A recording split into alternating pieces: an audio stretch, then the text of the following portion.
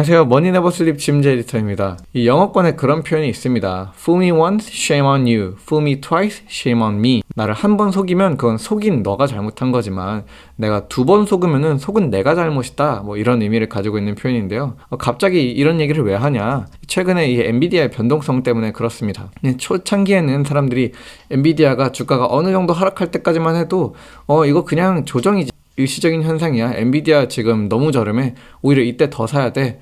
이런 이야기를 많이 했었는데 여기서 또 추가 하락을 하는 그런 모습을 보여주니까 조금씩 이 엔비디아에 대한 투자자들의 심리도 변화하고 있는 것 같은 모습입니다. 이제는 처음에는 그냥 일시적인 조정이네 라고 생각했던 게 이거 조정인 거 맞나? 좀 장기적인, 중장기적인 리스크인가? 이런 식으로 더 되게 시각이 변화되고 있다는 것이죠. 처음에는 잠깐 떨어졌을 때 내가 한 번 속았을지라도 이제는 두 번 속으면 안 되는 그런 형국이 되고 있는 건지, 아니면은 아직까지도 뭐 엔비디아 여전히 강세라고 볼 수 있는 건지, 이런 엔비디아에 대한 최근의 우려들에 대해서 오늘 한번 알아보고자 합니다. 가장 먼저 주목해도 좋을 한 가지 소식이 있는데요. 바로 월스트리트에서 이 엔비디아에 대한 매도 투자 의견이 나왔다는 것입니다. 바로 시포트 글로벌 시큐리티즈의 제이 골드버그 애널리스트가 내놓은 투자 의견인데요. 이 애널리스트는 현지 시간으로 4월 30일에 엔비디아에 대해 매도 의견을 제시를 했고요. 목표 주가로는 $100를 책정을 했습니다.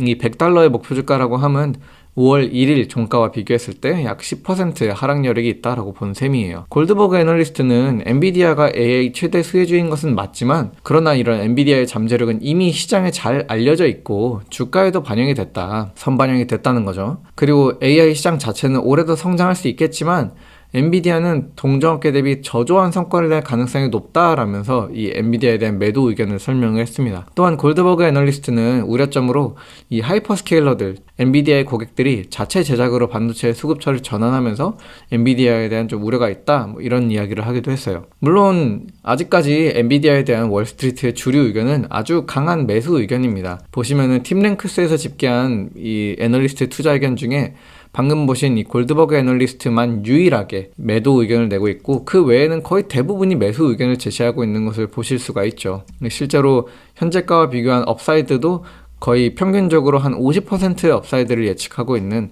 그런 목표 주가를 월스트리트에서는 제시를 하고 있습니다. 그럼에도 단 하나의 매도 의견일 뿐이지만 최근 들어서 엔비디아에 대해서 불거지고 있는 여러 우려점들을 고려했을 때 이거를 또 마냥 그냥 넘기기에는 괜히 좀 캥기는 것도 있고, 지금까지 강세 일변도였던, 매수 일변도였던 애널리스트들의 이 컨센서스에서 약간 하나의 오점이 생긴 것 같은 이런 매도 의견이 나온 것도 좀 눈여겨보게 되는 만큼, 구체적으로 엔비디아를 둘러싸고 있는 우려들이 어떤 것이 있는지, 이게 정말로 우려해야 할 만한 것들인지 한 가지씩 체크해 보도록 하겠습니다. 가장 먼저 고객사 이탈에 대한 우려가 있습니다. 이제는 조금 옛날 자료가 되어버렸죠. 이제 1년 전 자료이긴 한데요. 엔비디아 물론 이때와 비교해서는 비중이 조금 줄어들긴 했지만 여전히 매출의 정말 상당 부분을 이 빅테크들, 마이크로소프트, 메타, 알파벳, 아마존 등 주요 하이퍼스케일러들과 AI 기업들에 의존하고 있는 것이 사실입니다. 이 기업들이 더 이상 엔비디아의 반도체를 사지 않겠다라고 하면은 엔비디아 입장에서도 분명히 매출에 타격을 입을 수 있는 것이 사실이죠. 이런 가운데 최근에 이 마이크로소프트가 자신들의 AI 데이터 센터 프로젝트를 일부 지연시키거나 좀 중단할 수 있다, 뭐 이런 소식이 나왔던 점이나, 아마존에서도 역시 이 데이터 센터 임대와 관련한 부분을 일정 정도 멈추는 그런 모습을 보여주는 이런 요소들이 엔비디아 투자자 입장에서는 정말로 이 빅테크들의 AI 지출이 좀 줄어들고 있는 거 아니야? 이 관세 이슈나 이런 것들이 압박을 가하고 있는 건 아니야? 이런 걱정을 들게 만들기에 충분해 보이죠. 또 이런 지연 소식 등과 관련한 것 외에도 반도체를 자체적으로 제작하고 있다는 점, 앞서 이 골드버그 애널리스트가 언급한 것처럼 이 주요 고객사들이 모두 다 자신들의 이 용도에 꼭 맞는 이 커스텀 칩들을 하나같이 만들고 있다는 점 역시 좀 우려점으로 꼽히는 것이 사실입니다. 당장 아마존이 공개한 2024년 연례 주주 서한 내용을 보시게 되면요, AI 오늘날처럼 이렇게 비쌀 필요가 없다. 그리고 앞으로 미래에는 won't be, 그렇게까지 비싸지 않을 것이다. 이 반도체가 결국에는 제일 비싼 부분인데, 지금까지 거의 대부분의 AI는 원 엔비디아를 가리키는 거죠. 단일 이 공급자에 의해서 반도체가 좀 공급을 받아왔고, 이게 상당히 프라이시했다, 이게 되게 비쌌다. 앞으로는 근데 이 트레이니엄하고 트레이니엄2 우리의 이런 자체 제작 반도체로 이런 부분들에 대한 비용을 상쇄해 나가면서 AI 지출을 줄일 거다, 뭐 이런 이야기를 하기도 했거든요. 여기에 엎친 데 덮친 격으로 슈퍼마이크로가 또 안 좋은 실적을 공개를 했습니다. 이제 슈퍼마이크로는 엔비디아 반도체를 사다가 서버를 조립해서 주요 클라우드 기업들한테 판매하는 그 중개상인 같은 역할을 하고 있는데요. 이런 슈퍼마이크로의 실적이 안 좋게 나왔다? 그러면은 엔비디아의 반도체에 대한 매출도 좀 줄어드는 거 아니야? 이런 우려들이 함께 막 뒤섞이는 모습이죠. 이 빅테크들의 AI 지출에 대한 우려와 더불어서 또 최근 엔비디아의 발목을 잡고 있는 요소 중 하나는 바로 중국 리스크입니다. 이 도널드 트럼프와 시진핑 사이의 이 갈등 속에서 엔비디아는 완전히 직격탄을 맞고 있어요. 가장 대표적인 게 이 중국을 상대로 판매하던 저성능 AI 반도체 H20 반도체에 대한 수출 규제를 예로 들 수가 있겠죠. 트럼프 행정부는 사실상 이 H20의 중국 수출을 거의 막아버렸는데요. 이로 인해서 엔비디아가 최대 55억 달러의 매출 타격을 입을 수도 있다라는 분석도 나오고 있습니다. 여기에 더해서 화웨이가 새로운 AI 반도체를 출시를 하면서 엔비디아를 막 따라잡으려 하고 있다, 이런 보도까지도 더해지면서 엔비디아 입장에서는 중국에다가 칩을 팔지도 못하지, 중국에 있는 이 화웨이라는 기업은 또 엔비디아에 대적할 만한 어떤 칩을 출시했다고 하지, 중국이 생각보다 큰 장애물, 어떤 엔비디아의 성장을 가로막는 큰 장벽이 되는 거 아니야? 이런 우려가 나오고 있는 것이죠. 그렇다면은 이러한 엔비디아를 둘러싼 여러 걱정들, 이게 정말로 엔비디아를 그렇게까지 위협할 만한 일이 될까요? 가장 먼저 AI 지출과 관련해서는 그렇게 크게 우려할 필요가 없을 것으로 생각이 됩니다. 왜냐면은 이 빅테크들 AI에 대한 지출을 조금도 줄이지 않고 오히려 늘리고 있거든요. 최근 있었던 메타의 1분기 실적 발표 내용을 보시게 되면요, 여기서 2025년 연간 카펙스, 이 자본 지출에 대한 전망을 640에서 720억 달러 사이로 상향 조정한 것을 보실 수 있습니다. 이전에는 한 600억에서 650억 달러 사이의 지출이 있을 것이다 라고 전망을 냈었는데, 이거에 대해서 앞으로 더 추가적인 데이터 센터 투자와 또 이 인공지능에 대한 더 많은 노력을 더하기로 하면서 지출을 늘릴 것이다 라고 이야기를 한 것이죠. 아주 단순히 요약하면 AI에 돈을 더 많이 쓰겠다 라고 선언을 한 셈입니다. 마이크로소프트 역시 AI에 대한 지출 조금 더 줄이지 않았습니다. 이번 1분기 실적 발표를 보시게 되면은 총 214억의 카펙스를 기록한 것을 보실 수가 있는데요. 이는 직전 분기인 이 회계연도 2025년 2분기 실적과 비교하면은 한 12억 달러 정도 줄어든 수준이기는 하지만, 이 마이크로소프트가 올해 1월에 약속했던 회계연도 2025년에 800억 달러의 이 카펙스를 지출할 것이다 라고 한 약속을 지키는 데에는 조금도 모자람이 없는 수치입니다. 지금까지 페이스만 놓고 보면은 이제 850억 달러까지도 지출을 할 수 있는 그런 수준이었거든요. 여기서 조금 꺾였다고 해서 이 지출이 아주 크게 줄어들었다고 보기도 어려울 뿐더러, 실제로 캐시, 장비와 부동산을 구매하는데 실제로 쓴 돈, 현금을 쓴 것만 놓고 보면은 오히려 직전 분기보다 더 늘어났습니다. 장기 자산과 이런 부분에 대한 것 때문에 이 카펙스가 줄어들었지만, 실제로 현찰을 얼마나 썼냐라고 물어보면 오히려 투자가 더 늘어났다라는 것이죠. 또 앞서 살펴본 이 슈퍼마이크로 실적 우려와 관련해서도 이 권민치 테크 애널리스트의 코멘트를 보시게 되면은 한 가지 좀 재미있는 인사이트를 얻어가실 수가 있는데요. 권민치 애널리스트는 여기서 이 올해 1분기 슈퍼마이크로의 수출은 거의 대부분 엔비디아의 이 로어, 다시 말해서 이 가장 최신형 블랙웰의 이런 서버가 아니라 좀 저성능 서버에 중점을 맞추고 있다. 다시 말해 지금 당장 발생한 어떤 시적 부진을 가지고 엔비디아의 이 반도체 수요가 좀 줄어든 것 아닌가, 이런 추측까지 가기에는 그 연결고리가 좀 느슨하다라는 이야기를 하는 것이죠. 1분기에 슈퍼마이크로의 서버를 구매해간 키 커스터머들 역시 이 클라우드 서비스 프로바이더들이 아니다, 이 엔비디아의 탑티어 고객들이 아니었다 라는 이야기를 했습니다. 다시 말해서 슈퍼마이크로의 실적이 당장 부진했던 것과 엔비디아의 칩에 대한 수요를 연결지을 수 없다라고 강조를 한 것이죠. 이런 가운데 월스트리트에서는 벌써부터 마이크로소프트랑 메타랑 이런 기업들 실적을 보니까 이 AI 지출이 줄어들 것이라는 그런 우려가 좀 과장된 걱정이었던 것 같네? 이런 이야기를 하면서 벌써부터 AI 수혜주를 또 꼽고 있는 그런 모습입니다. 그만큼 당장 이 AI 지출이 올해 들어 관세 등 여러 가지 이슈로 이 기업들의 AI 투자가 줄어드는 것 아닌가 하는 거에 대한 우려는 좀 완화가 되었다라는 것이죠. 기업들의 AI 지출이 줄어들지 않는다면은 사실 뭐 누누이 말씀드리지만 엔비디아를 이길 만한 기업이 없습니다. 이 엔비디아의 반도체는 성능과 그 운영 비용, 전성비 등에 있어서 정말 타의 추종을 불허하고 있거든요. 여기 보시는 이 막대 그래프는 엔비디아 반도체의 성능이고요. 여기 나와 있는 이 점선 그래프는 실제로 그 토큰을 생성하는 데 들어간 비용인데요. 뭐 보시면은 토큰을 생성하는 성능은 무지막지하게 늘어났는데 비용은 또 동시에 정말 말도 안 되는 수준으로 떨어진, 거의 뭐 이게 가능한가? 가성비 수준에 있어서는 아주 그 막 고부로 막 뛰어버리는 그런 모습을 보여주고 있는 게 현재 단계의 엔비디아의 반도체 성능입니다. 과거에도 젠슨왕 CEO는 이 엔비디아 반도체의 TCO, Total Cost of Operation, 이 총 운영 비용이 너무 좋아서 경쟁사들이 반도체를 공짜로 판다고 해도 우리가 더 비용 효율적이다라고 이야기했을 만큼 가성비 측면에서 압도적인 모습을 보여주는데, 그 가성비 격차가 또 한 번 벌어진 것이죠. 특히 차세대 반도체인 이 루빈에 있어서는 이번 GTC에서 공개했던 것 같이 이 성능은 호퍼와 비교해서 900배 뛰면서 운영 비용 TCO는 호퍼의 0.03배밖에 되지 않을 것이다 라는 그런 이야기를 하기도 했었죠. 이 성능은 900배인데 들어가는 비용은 0.03배다? 그러면은 이 가성비 측면으로는 거의 뭐 몇 배가 되는 거예요? 이 성능 측면에서는 900배로 늘어나고 전성비 측면에서는, 비용 측면에서는 3% 수준으로 이게 비용이 절감이 되는데, 말도 안 되는 수준의 가성비 리더십을 보여주겠다라고 이야기한 건데, 자체 제작하는 반도체들이 있다고는 하나 그것이 규모가 그렇게 크지도 않고요. 이 엔비디아 젠슨황 CEO가 이야기한 것처럼 모든 칩이 다 생산된다고 해서 다 배포되는 것은 아니다라고 이야기했을 정도로, 실질적으로 이 빅테크들이 자체 제작하고 있는 커스텀 칩이 엔비디아의 칩을 다 대체하는 수준으로까지 뭐 이를 것이냐 하고 보면은 그러기는 어려울 겁니다. 왜냐면은 이 빅테크들 역시 어쨌든 범용 GPU를 반드시 필요로 하고, 또 엔비디아의 이 쿠다라는 강력한 소프트웨어 스택을 활용하기 위해서는 뭐 엔비디아의 칩을 안 쓰고 배길 수 없기 때문이죠. 그렇다면 중국 리스크는 어떨까요? 가장 먼저 화웨이가 이번에 엔비디아를 따라잡고자 내놨던 이 칩의 성능에 대해서 한번 살펴보도록 하겠습니다. 이 화웨이의 이 AI 클라우드 매트릭스, 화웨이의 어센드 910C 반도체를 384개를 클러스터로 엮어가지고, 쉽게 말해서 우리는 반도체 칩 하나의 성능이 너네보다 약한 거 인정. 그러니까 우리는 칩을 여러 개 훨씬 더, 엔비디아는 한 72개를 하나의 클러스터로 묶잖아요. 우리는 380개를 하나의 클러스터로 묶어버려. 이런 식으로 좀 물량 공세로 나선 그런 느낌인데요.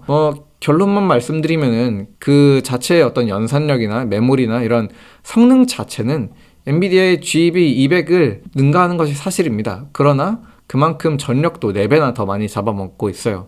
엔비디아 칩 72개면은 낼 수 있는 성능을 따라잡으려고 칩 384개를 썼는데 당연히 더 많은 전력을 소비하는 게 어쩔 수 없겠죠.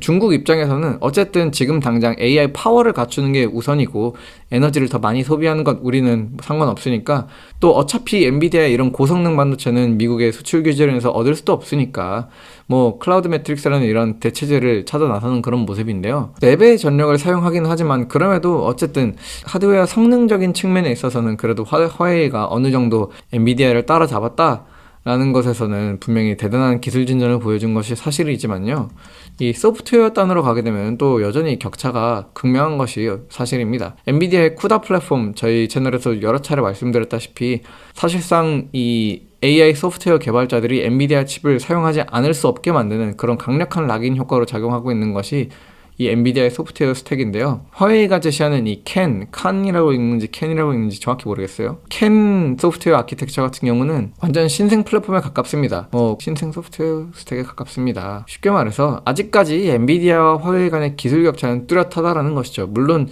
이 미국의 적극적인 기술 제재에도 불구하고 이런 중국 내에서 이 정도 수준의 반도체를 생산하고 있다는 것이 놀라운 성과이기는 하지만, 어떤 글로벌 마켓에서 엔비디아의 경쟁자로서 화웨이가 대두될 것이냐라고 하기에는 그 정도 수준은 아니고, 또 애초에 이 중국 내수용으로 이게 거의 만들어진 칩이지 중국 외부로 판매하려고 만든 칩은 아니잖아요. 이 화웨이의 반도체를 사줄 만한 국가도 없고, 그러다 보니 화웨이가 엄청 무서운 경쟁자가 될 것이냐에 대해서는 약간 회의적인 시선이 있는 것이 사실입니다. 그럼에도 불구하고 이 물이 없는 곳에서 이 정도의 수준을, 기술 제재가 이렇게 강력한 곳에서 이 정도 수준의 반도체를 내놨다는 것은 당연히 경계해야 할 만한 일인 것은 맞아요.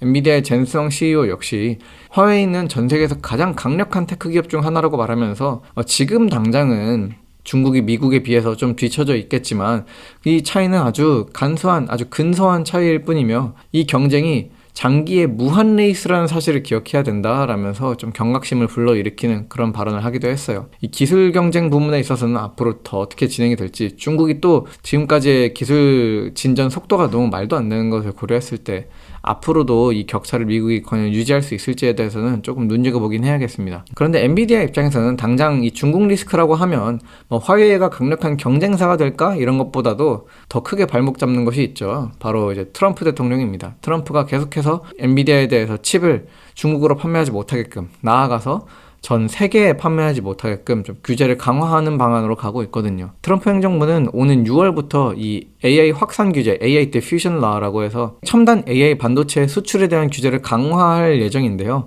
뭐 이스라엘, 스위스, 인도, 사우디 등 우방국을 포함해서 정말 다수 국가로 이 고성능 AI 칩 수출이 통제될 예정이고요. 이 티어 1 국가에 속하지 않으면은 이거를 좀 자유롭게 거래할 수 없는 그러한 어떤 규제안을 만들고 있습니다. 빅테크의 또 해외 현지 AI 데이터 센터 구축 역시 같은 규제로 제약을 받게 되는데요. 트럼프가 이런 제재를 하는 이유가 무엇이냐? 중국이 자체적으로 반도체를 수입을 할 수 없으니까 이 반도체를 수입한 다른 국가에 있는 그런 데이터 센터들을 클라우드를 통해서 접근해서 우회해서 엔비디아의 이 연산력에 접근하는 그런 AI 칩 확보를 하는, 일종의 가상으로 AI 칩을 확보하는 그런 전략을 많이 썼단 말이죠. 이것마저도 이제 통제를 하고 차단하고 싶어 하는 것이 이제 트럼프 행정부의 취지인데요. 엔비디아의 이 글로벌 매출 비중이 꽤 크다라는 점을 고려하면은 이는 결코 좌시할 수 없는 그런 정책입니다. 물론 엔비디아의 가장 큰 시장이 단일 국가로 따졌을 때 엔비디아의 가장 큰 시장이 미국인 것은 맞지만, 그렇다고 해서 이 rest of world, 이 매출을